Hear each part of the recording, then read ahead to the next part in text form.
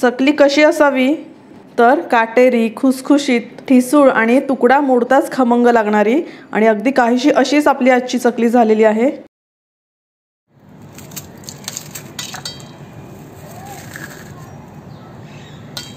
चकलीला काटे छान यावेत, काटे तेलामध्ये विरघळू नयेत, सगळ्या चकल्या एकसारख्या आकारात व्हाव्यात, त्यासोबतच आपली चकली ही तेल न पिणारी अगदी खुसखुशीत खमंग व्हावी त्यासाठी देखील मी बऱ्याचशा टिप्स दिलेल्या आहेत।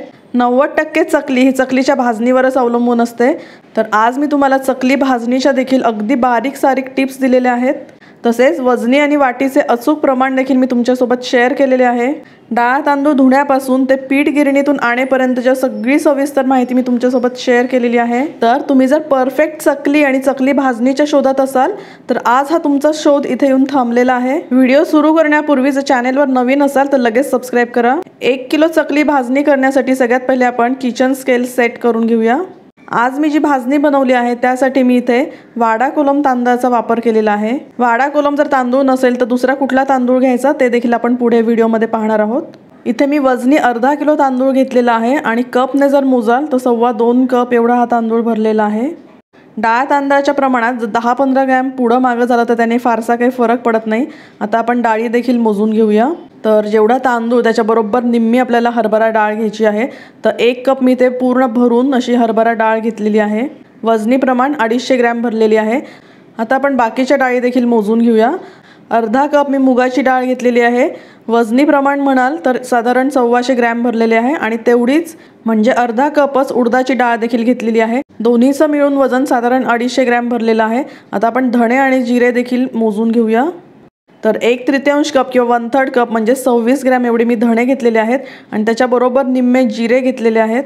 यामध्ये आपण आणखी एक पदार्थ घालणार आहोत पण त्याला काही स्केलने मोजायची गरज नाही, तर तो आपण पुढे पाहूया। तांदूळ आपण पाण्याने स्वच्छ धुवून घेणार आहोत। तर तांदूळ धुताना आपल्याला व्यवस्थित असे हाताने चोळून घ्यायचे आहेत, म्हणजे त्यातला एक्स्ट्रा किंवा एक्सेस जो स्टार्च आहे तो सगळा निघून जातो। एक्स्ट्रा स्टार्च निघून गेला की त्यामुळे आपली चकली ही ठिसूळ बनते।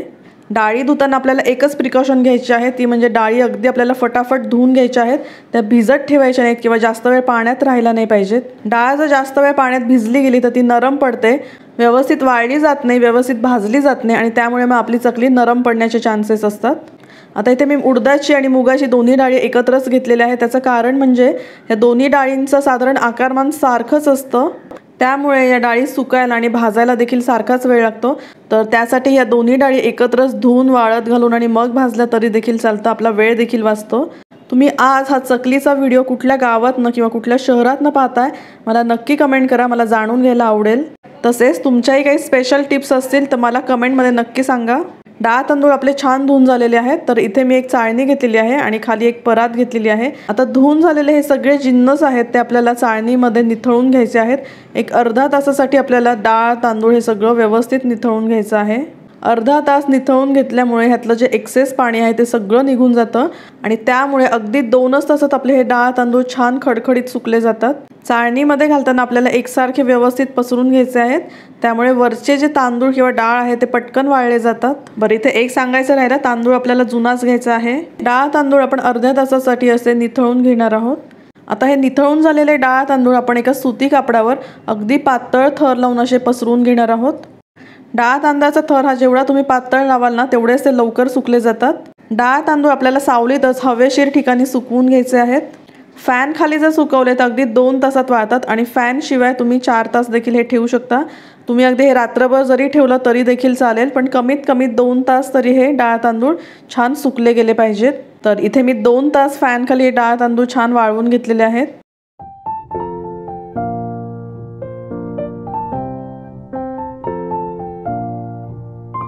आता 2 तास झालेले आहेत। 2 तासानंतर आपण तांदूळ भाजायला घेऊया। डाळ तांदूळ भाजण्यासाठी शक्यतो गोलाकार अशी कढई घ्यायची, म्हणजे त्यामध्ये सगळे पदार्थ एकसारखे भाजले जातात। आता इथे मी वाडा कोलम घेतलेला आहे। तुमच्याकडे जर वाडा कोलम तांदूळ नसेल तर रेशनिंगचा किंवा सोना मसुरी तांदूळ तुम्ही घेऊ शकता।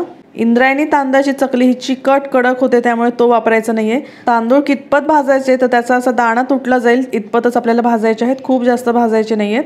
5 मिनिटात मीडियम फ्लेमवर आपले हे तांदूळ भाजले गेले आहेत। परातीमध्ये ह्याला छान पसरून घेऊया, म्हणजे ह्याच्यातली जी एक्सेस वाफ आहे ती सगळी निघून जाईल। आता आपण हरभरा डाळ भाजायला घेऊया।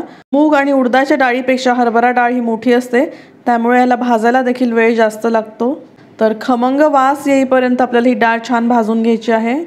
डाळ जर कच्ची राहिली तर चकलीला खुसखुशीतपणा येत नाही, त्यामुळे डाळ मंद आचेवर कडक होईपर्यंत भाजून घ्यायची आहे।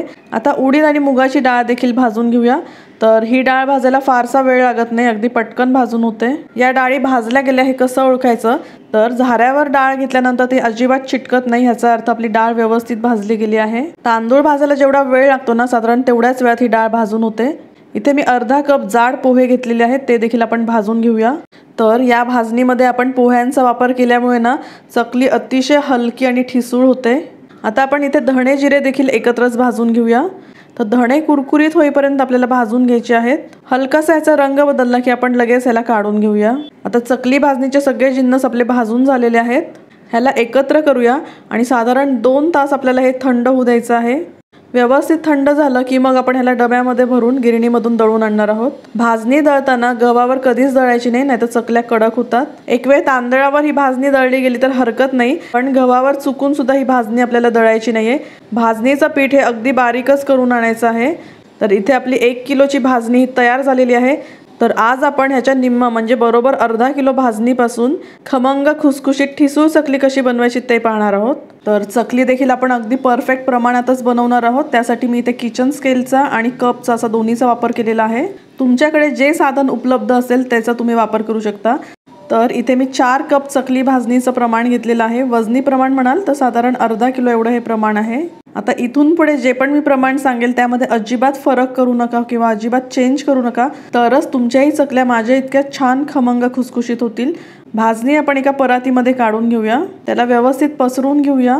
यामध्ये घालूया 2 चमचे लाल तिखट, 1.5 चमचा किंवा चवीनुसार मीठ, चमचाभर ओवा आपल्याला हातावरच असा छान चोळून यामध्ये घालायचा आहे। भरपूर असे म्हणजे 2.5 चमचे इथे मी गावरानी तीळ घेतलेले आहेत। चकलीमध्ये अनपॉलिश तिळाचा वापर केला ना की चकल्या आपल्या मस्त खमंग लागतात। आता आपण हे पिठामध्ये छान मिक्स करून घेऊया, कारण आपल्याला याला तेलाचं कडकडीत मोहन घालायचं आहे। तिखटावर जर हे कडकडीत मोहन पडलं तर चकलीचा स्वाद बिघडू शकतो। आता इथे मी अर्धा कप एवढं तेल घेतलेलं आहे।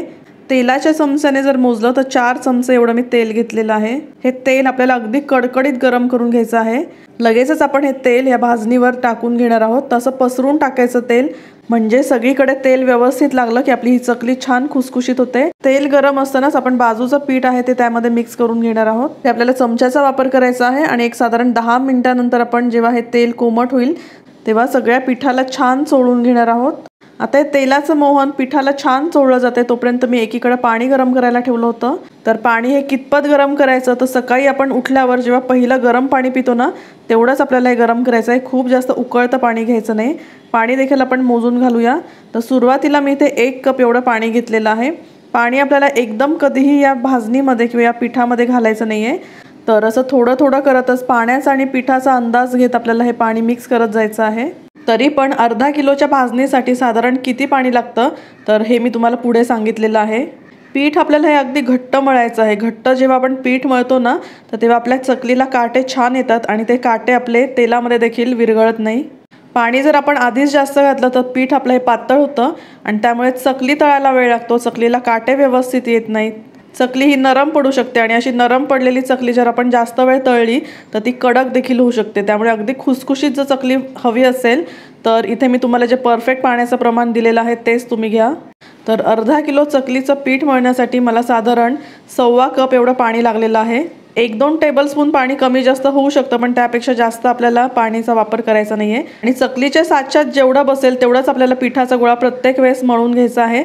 त्यामुळे चकलीची तार ही एकसारखी येते आणि चकली आपली तुटत नाही। प्रत्येक वेळेस थोडासा पाण्याचा हात लावून आपण हा गोळा छान मळून घ्यायचा, त्यामुळे चकलीला एकसारखे काटे यायला मदत होते। आता चकलीच्या सोऱ्याला आतून थोडंसं तेल लावून घ्यायचं, म्हणजे हे जे पीठ आहे ते आतमध्ये चिकटणार नाही। त्यामुळे चकल्या ह्या आपल्या छान एकसारख्या साच्यातनं बाहेर पडतात। तुम्ही इथे बघताय की मी प्रत्येक वेळेस हा गोळा छान मळून घेते आणि हेच एक सिक्रेट आहे की आपल्या चकलीला काटे छान येण्याचं। साच्यात व्यवस्थित दाबून आपल्याला हे पीठ भरून घ्यायचं आहे। एक्स्ट्राचं जे पीठ आहे ते आपण बाजूला काढून ठेवू। झाकण लावून आपण हा साचा बंद करून घेऊया। आता चकली पाडण्याच्या देखील आज मी तुम्हाला 2-3 पद्धती दाखवणार आहे। सगळ्यात सोपी पद्धत म्हणजे पोलपाटावर किंवा चॉपिंग बोर्डवर अशा पद्धतीने आपल्याला चकली पाडून घ्यायची आहे। चकलीचं आतलं आणि बाहेरचं टोक जे आहे ते आपल्याला व्यवस्थित दाबून बंद करायचं आहे, म्हणजे चकल्या आपल्या तेलामध्ये सुटणार नाहीत. चकली पाडताना सोऱ्या हा जास्त उंचीवर ठेवायचा नाही. जर उंचीवरून चकलीची तार सोडली तर ती हमखास तुटते. तर चकल्या पाडताना जर तुटत असतील तर ही टीप लक्षात ठेवा. आता सगळ्यात सोपी पद्धत म्हणजे बटर पेपरवर या चकल्या पाडून घ्यायच्या. तर इथे तुम्ही बघितलं असेल, प्रत्येक चकली पाडताना मी ह्याचे फक्त 3च वेढे घेतलेले आहेत. 3 वेढे घेतले म्हणजे सगळ्या चकल्या आपल्या एकसारख्या आकारात तयार होतात. एका वेळी आपल्याला खूप जास्त चकल्या पाडायच्या नाहीत, फक्त 3 ते 4 किंवा आपल्या कढईत एका वेळी जेवढ्या बसतील एवढ्याच चकल्या आपल्याला पाडून घ्यायच्या आहेत. चकलीचं पीठ हे कोरडं असतं आणि खूप जर आधी तुम्ही या चकल्या पाडून ठेवल्या तर त्या तेलामध्ये सुटू शकतात किंवा विरघळू शकतात. कढईमध्ये तेल तापत ठेवलंय. तेल व्यवस्थित तापलं की नाही ते पाहण्यासाठी चकलीच्या पिठाचा थोडासा गोळा टाकून पाहायचा. पिठाचा गोळा वर आला म्हणजे तेल आपलं व्यवस्थित तापलं गेलेलं आहे. आता लगेचच आपण सगळ्या चकल्या एक एक करून तेलामध्ये सोडून घेऊया. तेलात चकल्या सोडल्यानंतर गॅसची फ्लेम आपल्याला मोठी ठेवायची आहे. बटर पेपरवर जर आपण चकल्या केल्या ना तर त्या तेलात सोडायला देखील एकदम सोप्या जातात. साधारण मिनिटभरानंतर आपल्या चकलीने छान शेप फॉर्म केलेला आहे. आता त्याला आपण लगेच पलटून घेऊया. एक लक्षात घ्या, चकली तेलात टाकल्या लगेच आपल्याला त्याला झाऱ्या लावायचं नाही आहे, नाहीतर चकल्या ह्या तेलामध्ये विरघळू शकतात. आता मस्त ह्या बदामी सोनेरी रंगावर आपल्या चकल्या तळल्या गेलेल्या आहेत. आपण ह्याला छान निथळून घेऊन मगच काढून घेणार आहोत. झाली की नाही मस्त काटेरी खमंग खुसखुशीत चकली. आता अशाच पद्धतीने मी बाकीच्या सगळ्या चकल्या तळून घेते. तर आजची दिवाळी स्पेशल भाजणीची चकली ही रेसिपी तुम्हाला जर आवडली असेल तर तुमच्या मित्रपरिवारामध्ये, नातेवाईकांमध्ये ह्या रेसिपीला जास्तीत जास्त शेअर करा. रेसिपी जर आवडली तर एक लाईक आणि कमेंट नक्की करा. चॅनेलला अजून सबस्क्राईब केलं नसेल तर लगेच सबस्क्राईब करा, म्हणजे अशाच येणाऱ्या छान छान आणि साध्या सोप्या रेसिपीज मला तुमच्यासोबत शेअर करता येतील. पुन्हा भेटूया अशाच एका छान आणि सोप्या रेसिपीसह. तोपर्यंत घरचं खा आणि स्वस्त रहा. बाय.